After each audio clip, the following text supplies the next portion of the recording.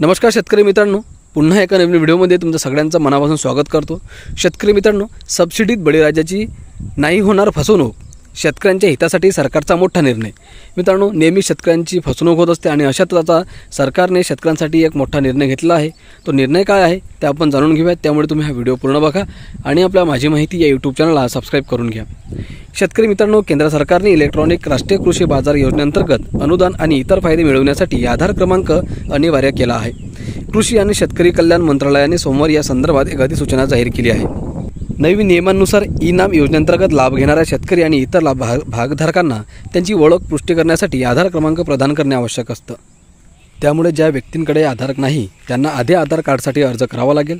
ज्यांच्याकडे आधार नाही त्यांना प्रथम आधारासाठी नोंदणी करावी लागेल, त्यानंतरच ते या डिजिटल कृषी प्लॅटफॉर्मचा भाग घेऊ शकतील।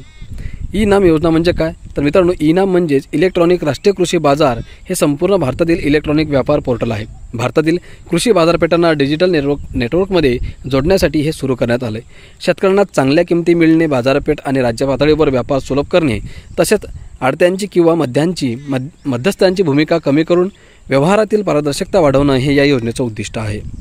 सरकार आता ई-नामला अधिक मजबूत करण्यासाठी काम करत आहे। यामध्ये गोदामावर आधारित विक्रीची सुविधा दिली जाईल, इलेक्ट्रॉनिक नॅशनल वेअरहाऊसिंग रिसीटचे एकत्रीकरण केले जाईल, तसेच FPOद्वारे शेतकऱ्यांचा सहभाग देखील वाढवला जाईल।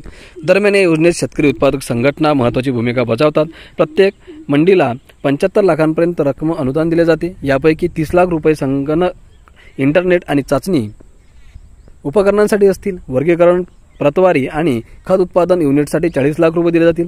कृषी मंत्रालयाच्या मते योजनेचे आधार जोडण्याचे मुख्य उद्दिष्ट हे योजनेतील पारदर्शकता सुनिश्चित करणे आहे। त्याचबरोबर लाभार्थ्यांची योग्य ओळख पटवणे आणि योजनेची कार्यक्षमता सुधारणे हे आहे। आधार नंबरमुळे फसवणुकीला आळा बसेल, सरकारी संसाधने योग्य हातात पोहोचतील। आधार हा UIDAI द्वारे जाहीर केलेला 12 अंकी युनिक ID आहे। हे एखाद्या व्यक्तीची माहिती बायोमेट्रिकद्वारे पडताळणी केली जाते।